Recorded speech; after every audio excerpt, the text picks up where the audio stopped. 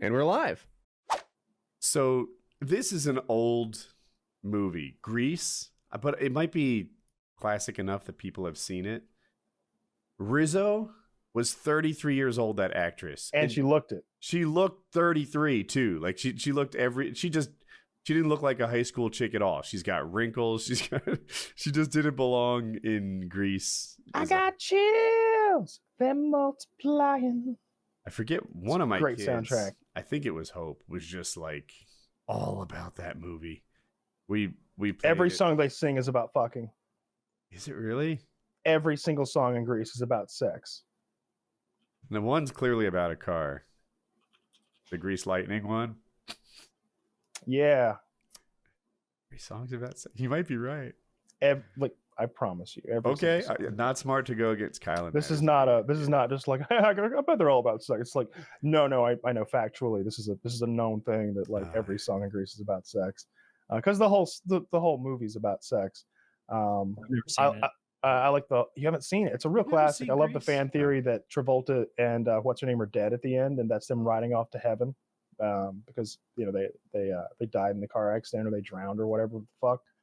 I've only seen it like maybe once all the way through, and I was a kid, but I don't know. I watch stuff about movies, and I like Travolta. I love young Travolta. He looks great in that movie. It's Travolta's best movie. Travolta's best movie. Pulp Fiction was his resurgence. That was him coming back and like reestablishing himself after years of being on a real downswing. A lot of people like Urban Cowboy. That's when he's in his like physical attractiveness prime, I think.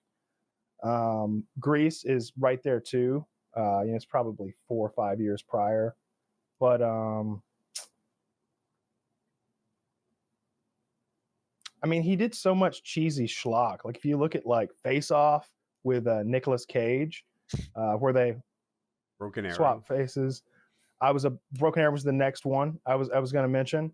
I like that movie more than other people. I think I enjoyed that. Christian Bale, is that his name? Christian Bateman? Christian Bale, I think. No. Which movie? No, it's Christian Slater. Yes, you're right. Okay. He's a guy who always looks very squinty-eyed, like he's trying to focus on you. Yeah. Yeah, very. Yeah, that's Christian Slater, who I like more than I should. But yeah, that's an okay little action film. I'm probably not remembering some of his better stuff. He made a movie like last year, I think, where he's a mentally retarded man who's obsessed with this like Hollywood actor, and he's like,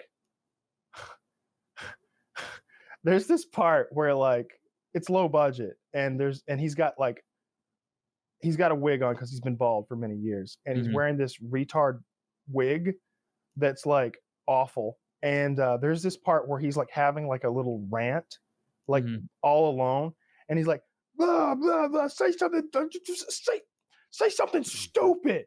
And like it's clear that he was like, they were just rolling, right? They're just keeping the camera going on him, and he's trying to like say things. Trying to think of something stupid to say. He was literally trying to think of something stupid to say, but they left in a part where he's like, say something stupid. And like he's trying to like pump himself up to like say stupid things. And in his mind, there are professional filmmakers at work here. They're gonna take this. Oh, I like how Game of Thrones ended. Yeah, it's like roll on me for 10 minutes. I'm gonna fucking lose my shit and freak out. Edit it down to like 8 seconds of the best part, and like you'll have like a real good performance. It is one of the worst films ever fucking made. And what is it called? Shit. But if Google Christian John Slater, Travolta retarded movie. You'll get it. There's a part. So I'm going to spoil it because no one should ever watch this movie. Oh, he looks hilarious. Yeah, he looks hilarious. God. His character's name is Moose, I think. So like he's obsessed with this Hollywood actor, this fictional Hollywood actor. He goes to the guy's book signing, and they do that thing where the guy's like all out of time and not going to sign John Travolta's shit. And John Travolta's like following him outside. He's like, I have all of your VHSs and I have them on DVD and Blu-ray as well. And I have this and that. And he's like, buddy, like I said inside, we're all fucking done here. All right, you want to get fucked up? He's like, no, sir, no, please don't fuck me up. Like at the very end, John Travolta goes to the guy's house, accidentally kills his maid, like literally like gets in like a struggle with her outside because he's trespassing, and kills her. Like she falls, hits her head on a fountain, and like boom, dead. And then he like sneaks into the guy's house, knocks him out, ties him to the bed.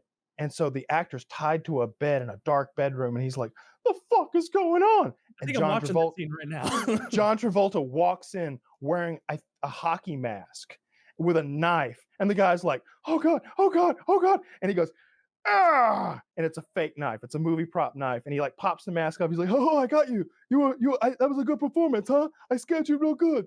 And he's like, yeah, man, that was a good one. He's like, hey, untie me and I'll sign anything you want. You know, I got some limited edition memorabilia in the back. We'll wheel it out.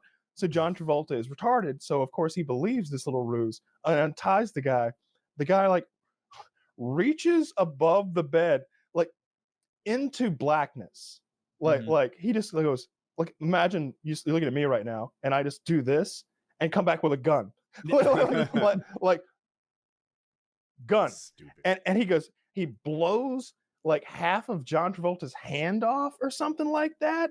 And then they get into a fight, and he's got a real knife now. And there's a part where John Travolta's on his back and he stabs John Travolta's eye out.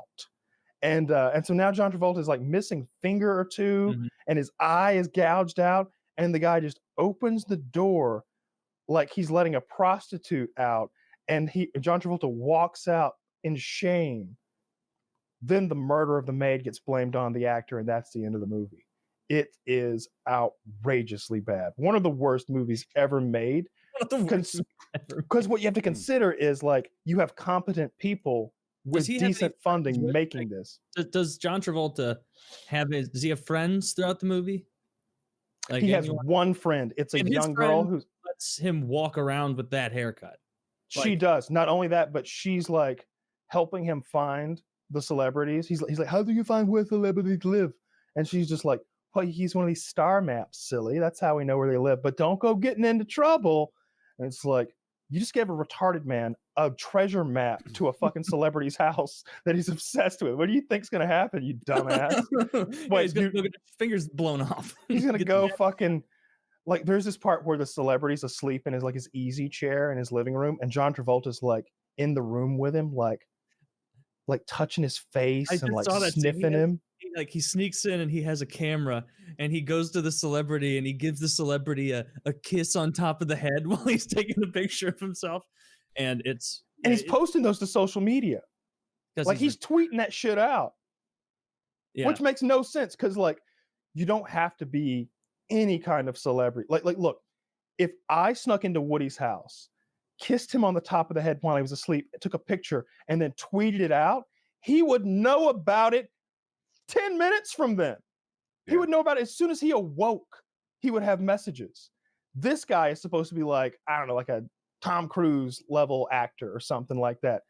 People are going to be ringing his phone off the fucking hook if a retarded man is taking pictures of kissing him in the top of the head while he's clearly unconscious. How many followers or friends or whatever does this guy have? It just could be in the ether somewhere. It doesn't, it doesn't matter though. Like take a guy who has like one follower or like 5 and have him tweet a picture of him kissing Tom Cruise on the head, like in Tom Cruise's house when Tom Cruise is clearly unconscious.